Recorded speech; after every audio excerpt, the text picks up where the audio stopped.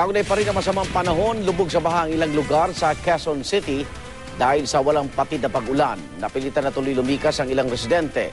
Live mula sa Quezon City, saksi si Dano Tingkungko. Dano.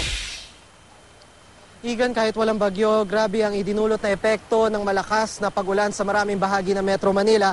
Kabilang dito sa bandang Santo Domingo sa Quezon City kung saan umabot sa hanggang lagpas tao ang taas ng tubig bahas sa maraming bahagi.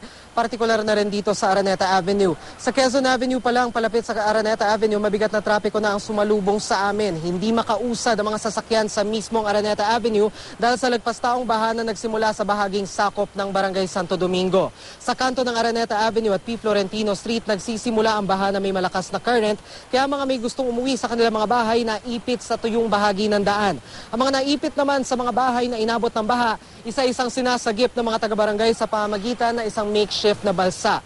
Kwento ng isang residente, sanay man daw sila sa pirmihang pagbaha sa lugar, kakaiba ang bilis ng pagtaas ng baha kanina. Ang ilan namang mga residente, tila inasahan na ang sitwasyon kaya nakapagsalba pa ng gamit, pero dahil mabilis ang pagtaas ng tubig, hindi lahat ng gamit na isalba. Hindi kalayuan naman sa Gumamela Street ng Rojas District, umabot hanggang tuhod naman ang baha kaninang alas 9 ng gabi.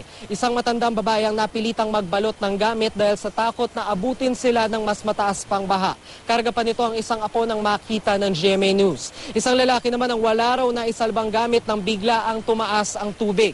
Bago nito nagmistulang parking lot ang malaking bahagi ng EDSA sa kasagsagan ng ulan, partikular na ang bahagi ng EDSA mula Cubao hanggang North Avenue. Hanggang sa mga oras na ito ay kasabay ng tuloy-tuloy na pagbuhos ng ulan ay hindi pa rin humuhupa ang tubig baha sa maraming bahagi ng Araneta Avenue, kabilang dito sa ating kinatatayuan malapit sa Aurora Boulevard na hanggang ngayon ay lagpas binti pa rin sa maraming bahagi. At dahil nga dito, yung mga residente ay nakaipit pa rin sa tuyong bahagi ng daan. Ang iba naman, ayon sa Department of Public Order and Safety ng Quezon City, ay nakahimpil ngayon sa covered court ng Barangay Santo Domingo. Sa latest count nila, as of 11 p.m. kanina, ay nasa 15 pamilya ang nasa evacuation center ng Barangay Santo Domingo sa Barangay Santo Domingo Covered Court. At live mula rito sa Quezon City, ako si Dano Tingkungko, ang inyong saksi.